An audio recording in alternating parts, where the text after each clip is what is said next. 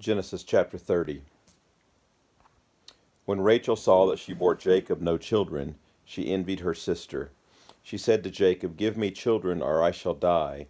Jacob's anger was kindled against Rachel, and he said, "Am I in the place of God, who has withheld from you the fruit of the womb?"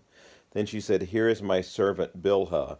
Go into her, so that she may give birth on my behalf, that even I may have children through her." So she gave him her servant Bilhah as a wife, and Jacob went in to her.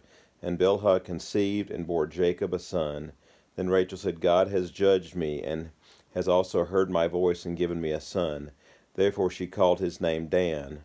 Rachel's servant Bilhah conceived again and bore Jacob a second son. Then Rachel said, "With mighty wrestlings I have wrestled with my sister, and I have prevailed." So she called his name Naphtali. When Leah saw that she had ceased bearing children, she took her servant Zilpah and gave her to Jacob as a wife. Then Leah's servant Zilpah bore Jacob a son, and Leah said, "Good fortune has come," so she called his name Gad. Leah's servant Zilpah bore Jacob a second son, and Leah said, "Happy am I, for women have called me happy," so she called his name Asher. In the days of wheat harvest, Reuben went and found mandrakes in the field, and brought them to his mother Leah. Then Rachel said to Leah, "Please give me some of your son's mandrakes."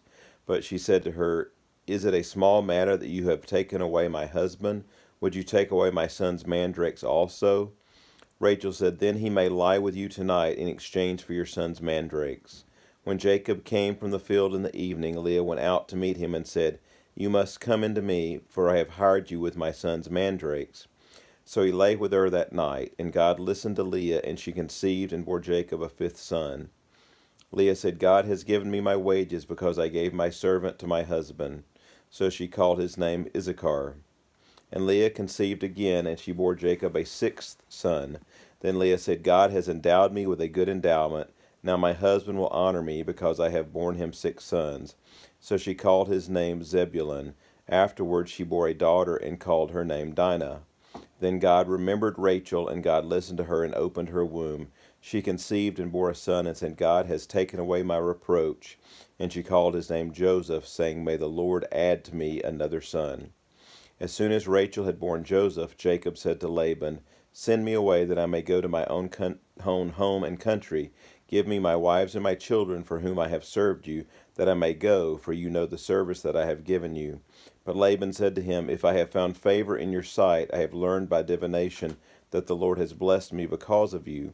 Name your wages, and I will give it." Jacob said to him, "You yourself know how I have served you, and how your livestock has fared with me. For you had little before I came, and it has increased abundantly, and the Lord has blessed you wherever I turned. But now when shall I provide for my own household also?" He said, "What shall I give you?" Jacob said, "You shall not give me anything. If you will do this for me, I will again pasture your flock and keep it. Let me pass through all your flock today, removing from it every speckled and spotted sheep, and every black lamb, and the spotted and speckled among the goats, and they shall be my wages. So my honesty will answer for me later, when you come to look into my wages with you.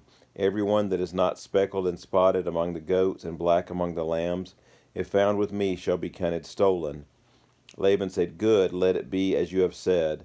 But that day Laban removed the male goats that were striped and spotted, and all the female goats that were speckled and spotted, every one that had white on it, and every lamb that was black, and put them in the charge of his sons. And he set a distance of 3 days' journey between himself and Jacob pastured the rest of Laban's flock. Then Jacob took fresh sticks of poplar and almond and plane trees, and peeled white streaks in them, exposing the white of the sticks. He set the sticks that he had peeled in front of the flocks in the troughs, that is, the watering places where the flocks came to drink. And since they bred when they came to drink, the flocks bred in front of the sticks, and so the flocks brought forth striped, speckled, and spotted. And Jacob separated the lambs, and set the faces of the flocks toward the striped, and all the black in the flock of Laban. He put his own droves apart, and did not put them with Laban's flock. Whenever the stronger of the flock was breeding, Jacob would lay the sticks in the troughs before the eyes of the flock, that they might breed among the sticks. But for the feebler of the flock he would not lay them there. So the feebler would be Laban's, so the stronger Jacob's, Thus the man increased greatly and had large flocks, female servants and male servants, and camels and donkeys. This concludes Genesis chapter 30.